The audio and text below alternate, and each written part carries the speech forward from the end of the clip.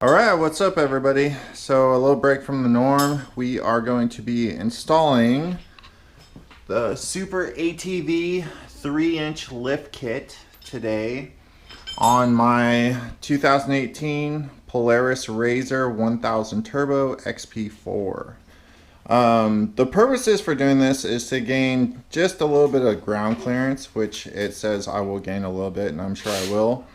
But also because my 32-inch tires do rub a little bit.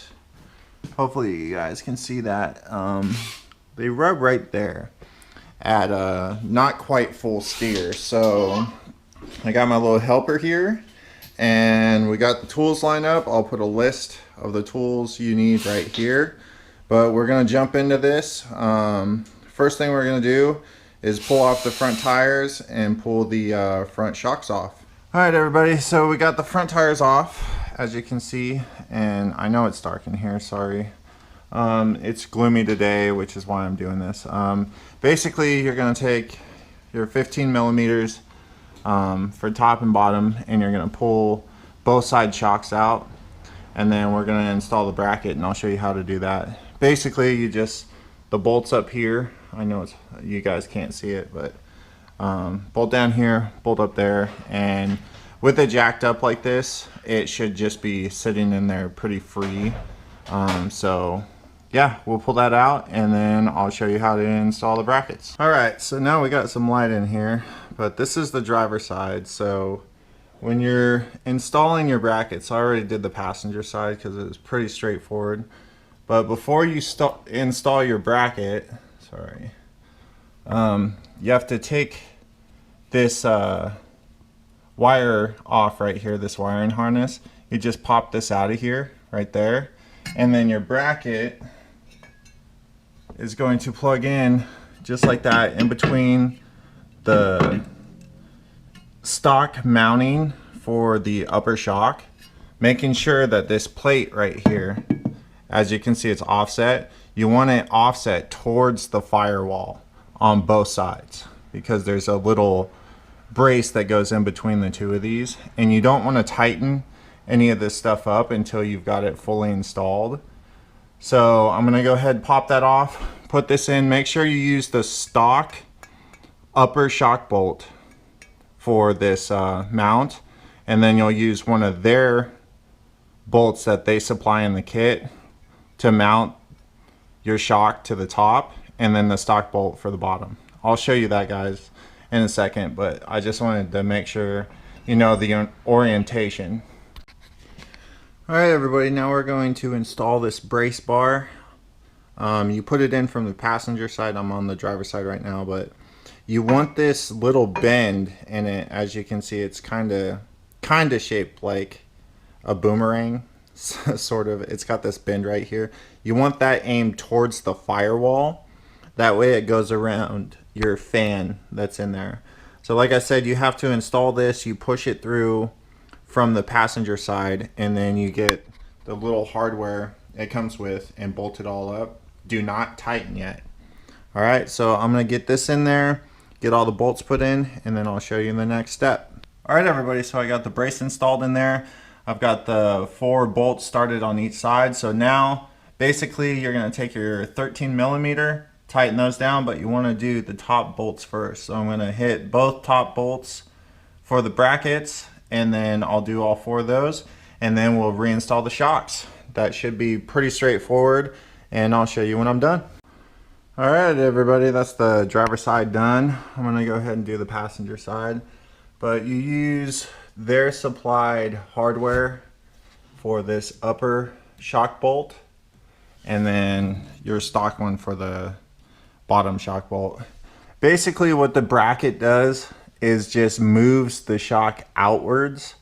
According to what I can tell, it doesn't look like it moves the shock down at all. I think it just moves it out so that there's a little more resistance.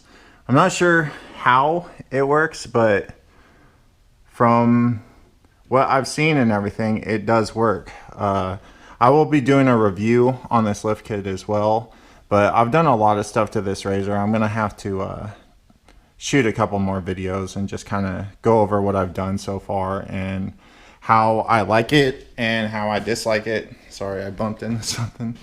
But that's what it kind of looks like, everybody. Of course, I'll show you after, you know, I get the whole lift kit installed and stuff, but let's keep rolling on this. All right, everybody, we're on the rear. So basically, it's the same as the front. Pull the tire off, take the shock out. It was 18 millimeter to get the bolts top and bottom. So you're gonna wanna take this bracket. It's the big long bracket that comes in the kit.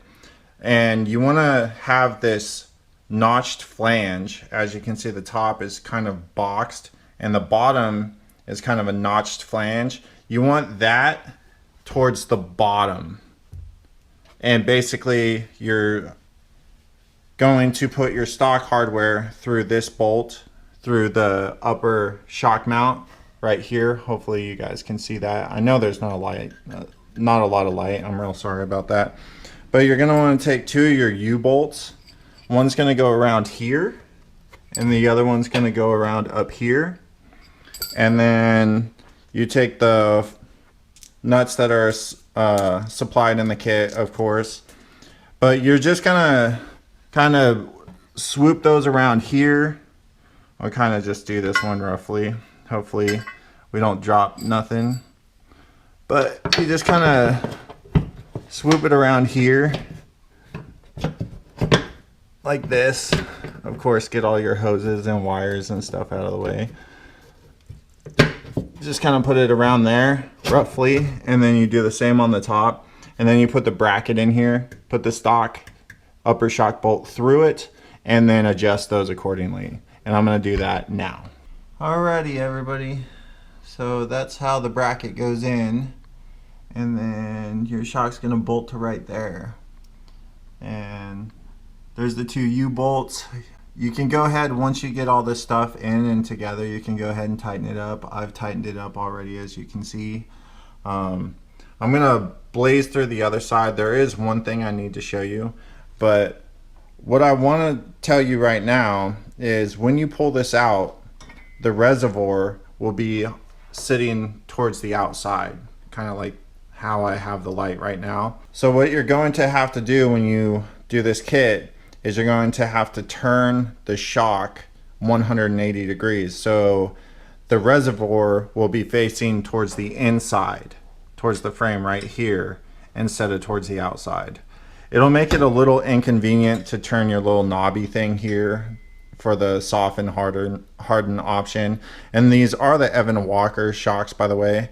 So I'm going to do that right now. I'm going to go ahead and install it. Remember, you do have to use their hardware for the upper shock bolt here that's supplied in the kit, and you just use your stock one for the bottom here. Alrighty, I'm going to get this done, and then I'll just blaze through the other side and show you the difference. Alright, everybody, so one thing I did want to point out was I did have to loosen up the track bar to get the shock in. I didn't have enough room with it fully mounted, so I had to take the bolt out of the bottom, and then I got the top bolt loosened up a little bit so that I can just basically, when I drop it down, I'll be able to just slide the bolt back in there. But I did want to mention that before I moved on. Alright, everybody, so I got the mount in there, and this is where it's different. So the kit comes with these two little rubber doohickeys.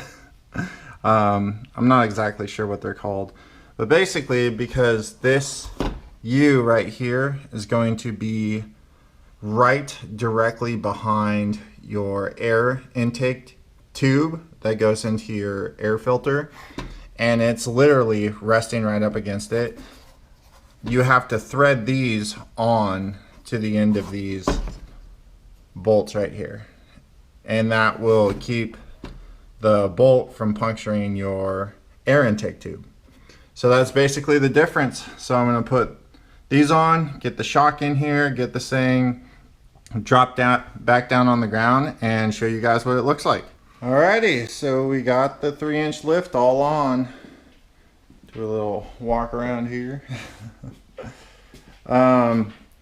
It does sit noticeably taller, and especially back here, my radius arms used to be pretty much flat because I have the spare tire and the rack in the back. I'm gonna get a custom cage put on this thing pretty soon and take that back rack off, but I'll still have a spare tire mount somewhere. But yeah, it sits noticeably higher. I can't wait to go test it out. It seems like it's gonna run basically as good as stock, but I just have a bunch more ground clearance and a bunch more tire clearance. I don't foresee any problems with rub issues now. Used to rub right here when I'd turn sharp or if it was articulated or whatever, and I don't think that's going to be the case anymore. The old girl's dirty. I had her out in the mud playing around, but it's been raining like crazy, so I figured since I have the time right now, I might as well do it. All right, everybody, so that's the SuperATV 3-inch lift on the 2018 RZR XP4 1000 Turbo. Please thumb up this video if you liked it, thumbs down. Let me know in the comments if you want me to be more detailed when doing modifications on my RZR and stuff. And we'll see you on the next video. Until then, peace.